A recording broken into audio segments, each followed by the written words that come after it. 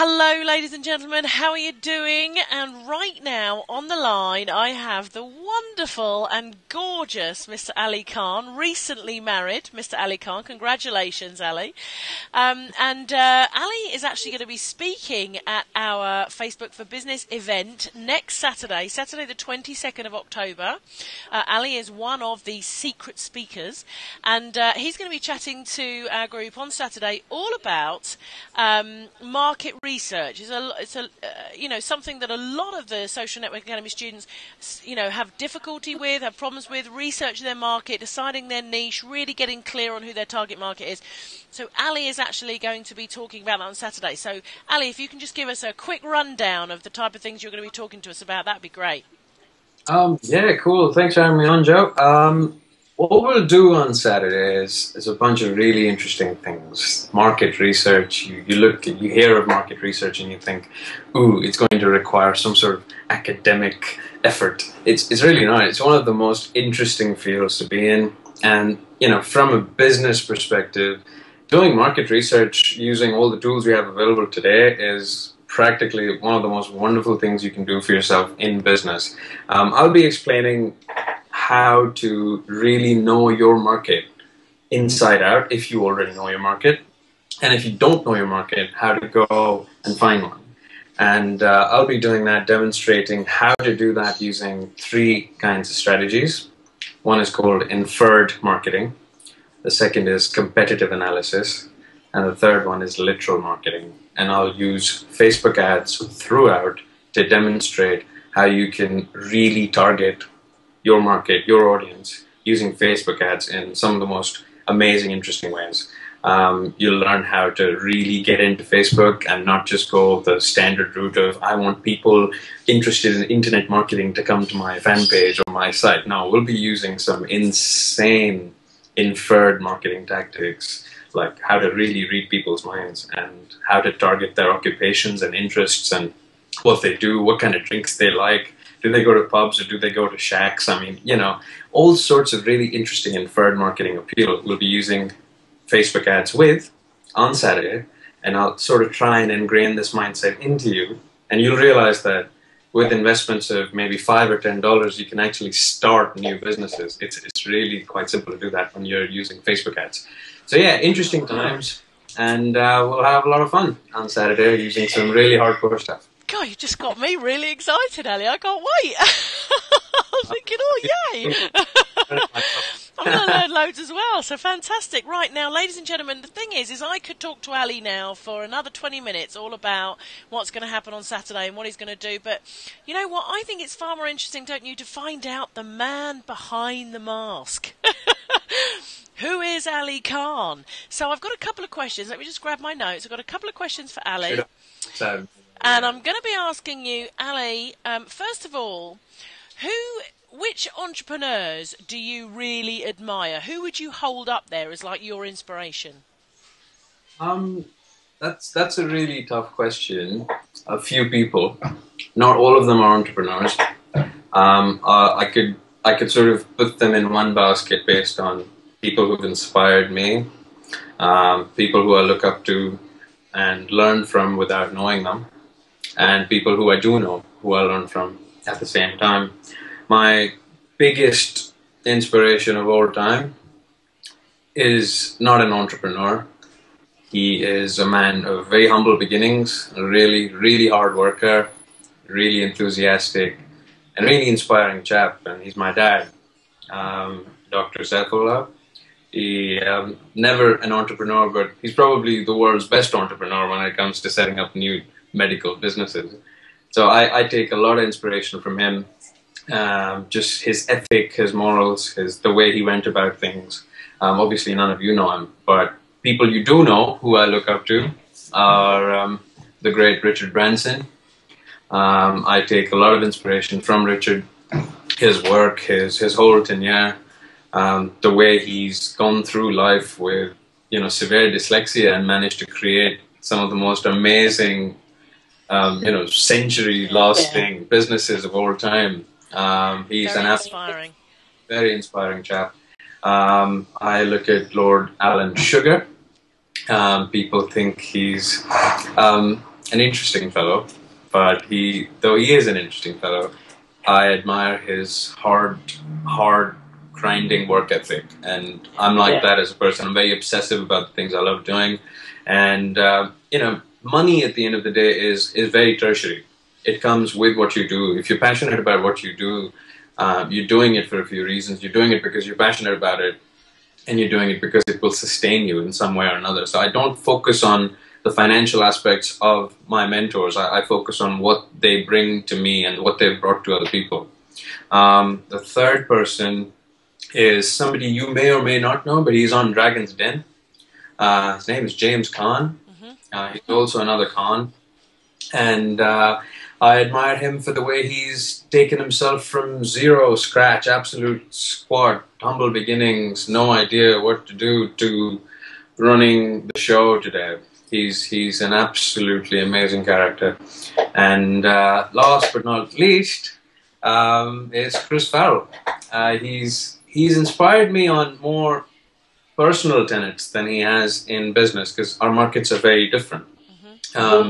Chris is in the make money online market, whereas I'm in the paid media market. So though there are interconnections, we're sort of on different lines. But the one thing that sort of blows me away about him is just the manner in which he has presented things, just the manner in which he is like that in person. I know, yeah.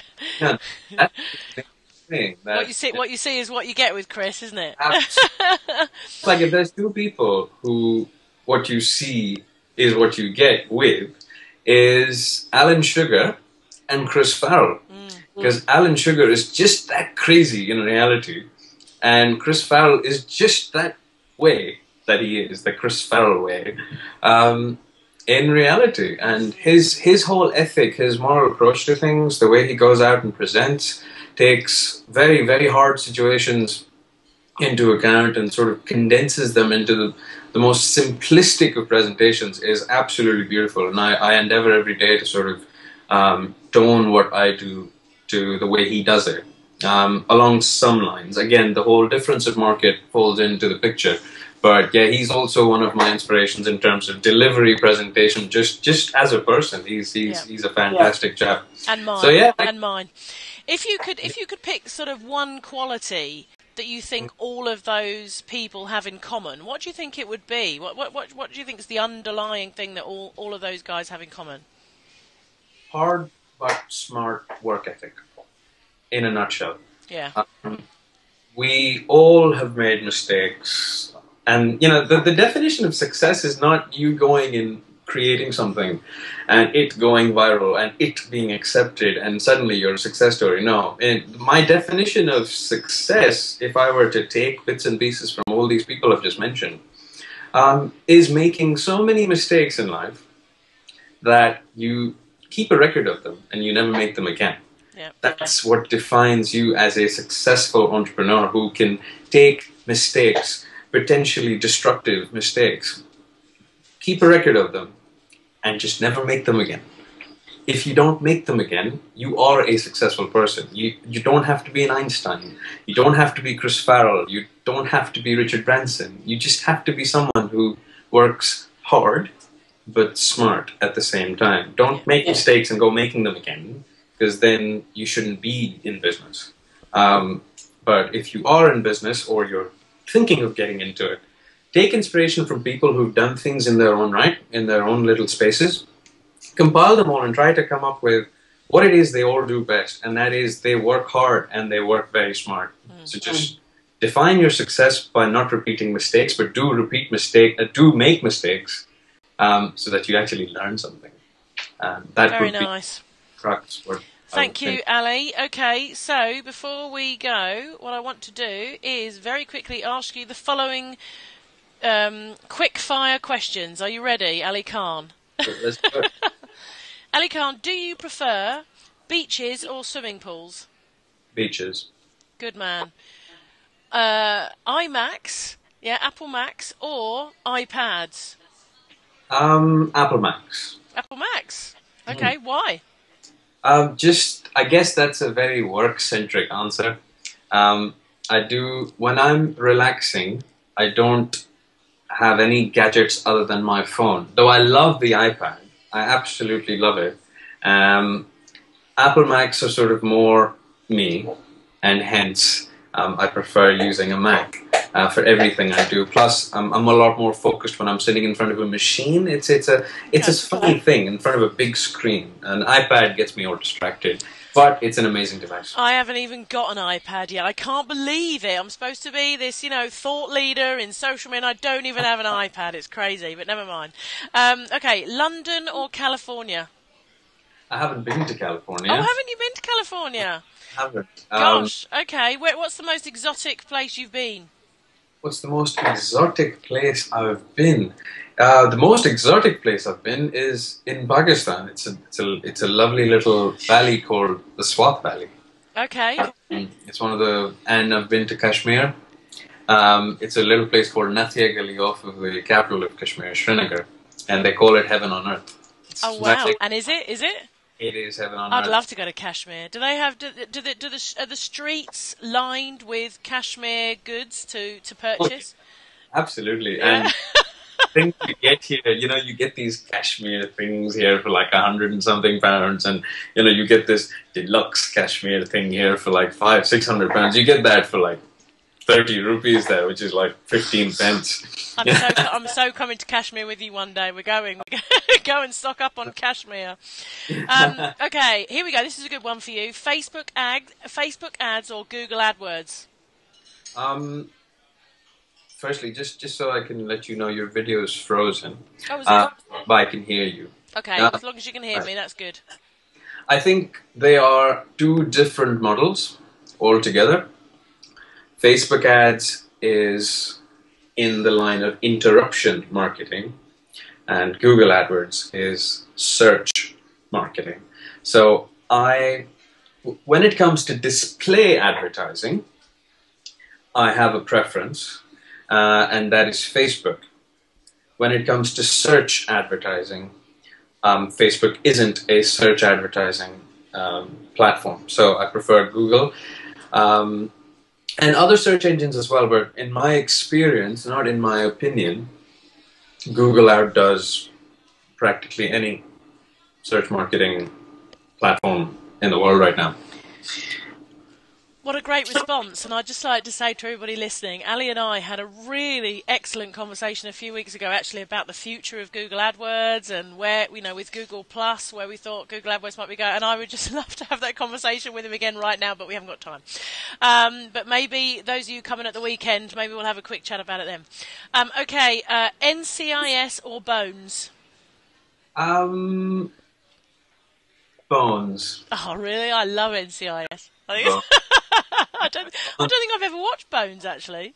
I actually Bones appeals to me more because I'm a big fan of Dexter. Anyone who's a big fan of Dexter has to be a crooked person by nature. Some really twisted, weird character. So, I really like Dexter, and I'd like to think I'm a really twisted, weird character. But that's really why I sort of get with Bones a lot more. NCIS, I do watch it, but I really look forward to Bones a lot more. Okay, last but not least then, Tim Ferriss or Seth Godin? Seth Godin. He's amazing, isn't he? Absolutely. He's one of my interruption marketing and permission marketing. I wouldn't call him an inspiration, but definitely a means of reference. Yeah. Definitely. Some of the stuff he's done in the permission marketing space is being used all over the world now. From your ethic behind squeeze pages and lead capture to relationship marketing, it's got a lot of Seth Godin in there. Some people, particularly people just entering the industry, I hate using the word newcomers, so I don't ever use it. I just like to say entering the industry because that is what's going on. Don't even know it's Seth Godin. But if you haven't yet researched Seth Godin, there's this book by him. It's right here. It's called Permission Marketing by Seth Godin. Do get that book off Amazon. Oh, I've got to ask you one last question before we go. I've got 1 minute to my webinar, but I've got to ask you, what's your favourite book of all time? My favourite book of all time? Ooh, that's going to need another 3 hours to figure out. Is it... All right, just one that's really good then. workbook or something that's really, really just inspired you or captured you or really kind of... it's a book called Founders at Work, and it's about some amazing entrepreneurial stories of entrepreneurs and what they've done, and just how to really go about. If you have an idea, how to take it to the next level and have an 8-9 figure corporation out of it. Founders at Work. I'm just writing that down. Founders at Work. It's a book called Founders at Work, and it looks like this. Cool. Who's it by? It's interviews with the founders of 37 Signals, Adobe, Apple, Hotmail, Lotus, Lycos, and it's by a lady called Jessica Livingston. Cool. Have you ever read From Good to Great? I haven't actually, no. Oh, it's such a good book. Real inspiration. It's one of those books when I read it that just really grabbed me. I just thought it was a great book. So anyway, that's just great, Ali. Amazing. Thank you so much. I'm gonna have to run, as I'm sure you are as well. I'm sure you're a very, very busy man. Thank you so much for taking the time to just have this quick chat with us tonight. I can't wait to see you next Saturday. Give my love to Moira and congratulations on your recent wedding. That's fantastic. And thank you so much. You're welcome. Anytime at all. All right. See you soon, darling. And take care.